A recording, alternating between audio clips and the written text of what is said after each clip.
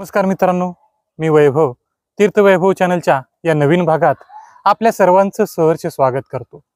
आज मी आलो आहे राजापूरमध्ये आणि राजापूर म्हटलं की पहिल्यांदा आपल्या लक्षात येतं, आपल्या डोक्यात येतं ती म्हणजे जगप्रसिद्ध अशी राजापूरची गंगा। जगप्रसिद्ध अशी गंगा काही महिन्यांपूर्वी येथे प्रकट झाली होती। सध्या मात्र येथे गंगा आलेली नाही। मात्र अशाही परिस्थितीत या स्थानाविषयीचे असलेल्या कुतूहलापोटी आणि येथील श्री गंगादेवीच्या दर्शनासाठी आज मी येथे आलेलो आहे। माझ्या मागे आपण पाहू शकता येथील उन्हाळे गावातील जिल्हा परिषदेची शाळा आहे आणि या शाळेच्या समोरच या गंगेचं पवित्र असं स्थान आहे। आता आपण त्या गंगेच्या पवित्र स्थान पाहण्यासाठी तेथे दर्शन घेण्यासाठी जात आहोत।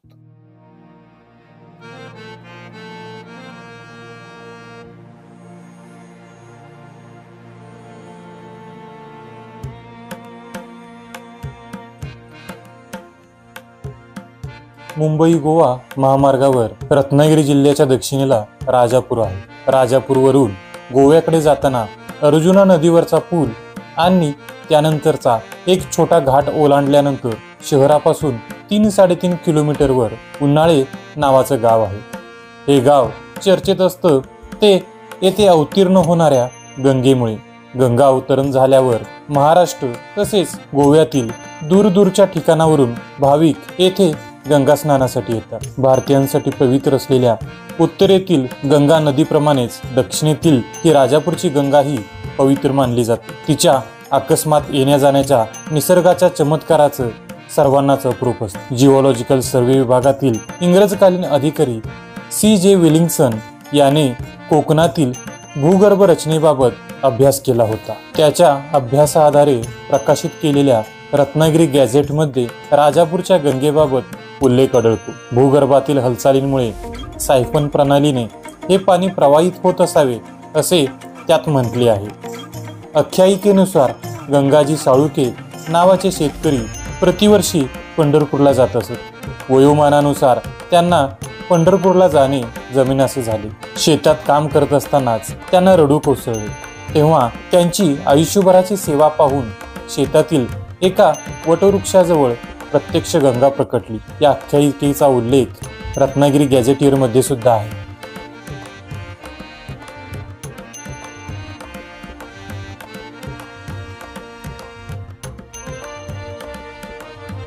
पवित्र अशा गंगा तीर्थ येथे आलेलो आहे। येथे पाण्याचे एकूण 14 कुंड आहेत। या 14 कुंडांमधून ठराविक अशा कालावधीनंतर त्या गंगेचं पाणी येथून वाहू लागतं। येथीलच मूळ गंगा येथे आपण आलेलो आहे। या ठिकाणी मुख्य काशी कुंडासह दगडाने बांधलेले एकूण 14 कुंड आहेत। सर्व कुंडातून पाणी वाहू लागले की गंगा आली असं म्हणतात। त्या गंगा तीर्थापासून जवळच उन्हाळे गावातील गरम पाण्याचे झरे आहेत। येथे एक सुंदर असं महालक्ष्मी मंदिर सुद्धा आहे। या गरम पाण्याने स्नान करून नंतर गंगा स्नानाची परंपरा आहे। तसेच गंगा स्नानानंतर 3-3.5 मैलावरच्या दूधपापेश्वराला गंगेच्या पाण्याने अभिषेक करण्याचा प्रघात ही रूढ आहे। प्रतापरुद्र नावाच्या राजाने 21 ब्राह्मण घराण्यांची नेमणूक गंगा स्नानाच्या व्यवस्थेसाठी केली होती। त्यांना गंगापुत्र असे म्हटले जाते। छत्रपती शिवाजी महाराजांनी 1661 आणि 1664 मध्ये गंगा स्नान केल्याच्या नोंदी आहेत।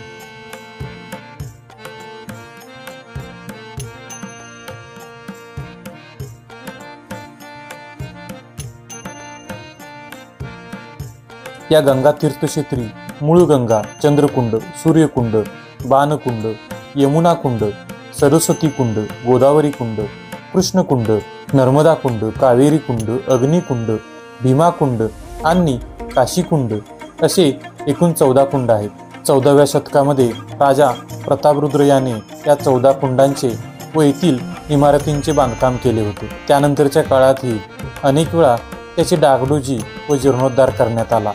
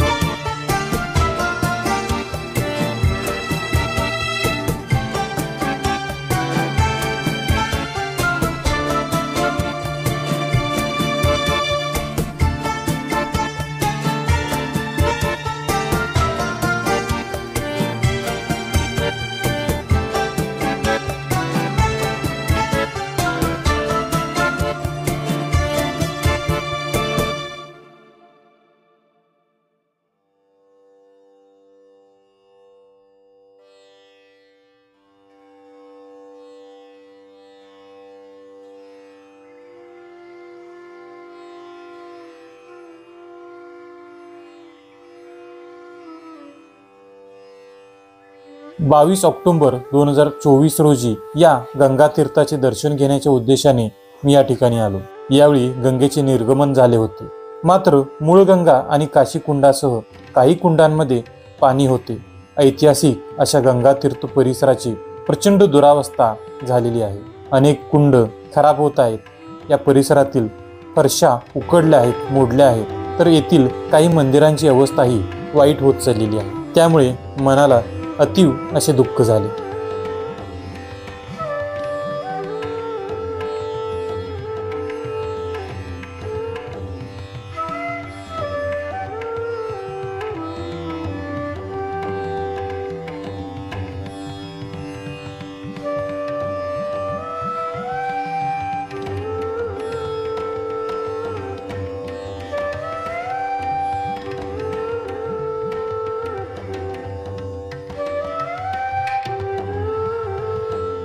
या गंगा तीर्थाला महाकाय अशी कमान आहे, मात्र या कमानीवर काही अतिउत्साही लोकांनी आपली व आपल्या मित्रमैत्रिणींची नावे लिहिण्याचा अतिशहाणपणा केला आहे। राजापूरमधील हे गंगा तीर्थ पवित्र असे स्थान आहे। त्याचे पावित्र्य जपण्याची जबाबदारी आपली सर्वांची आहे, हे प्रत्येकाने लक्षात ठेवायला हवे।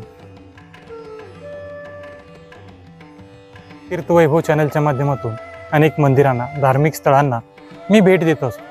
अनेक गड किल्ल्यांनाही आपण या चॅनलच्या माध्यमातून भेट दिली। प्रत्येक मंदिरात त्या देवतेचं दर्शन घेतल्यानंतर, त्या ठिकाणाला भेट दिल्यानंतर एक वेगळा उत्साह, एक ऊर्जा मनामध्ये निर्माण होते। मात्र अगदी लहानपणापासून राजापूरच्या गंगेविषयी ऐकत आलो, त्यामुळे लहानपणापासून एक मोठे कुतूहल या गंगेविषयी माझ्या मनामध्ये होते। मात्र दुर्दैवानं आज इथं आल्यानंतर एक अतीव दुःख माझ्या मनात आहे, कारण सध्या गंगा प्रकट झालेली नाही।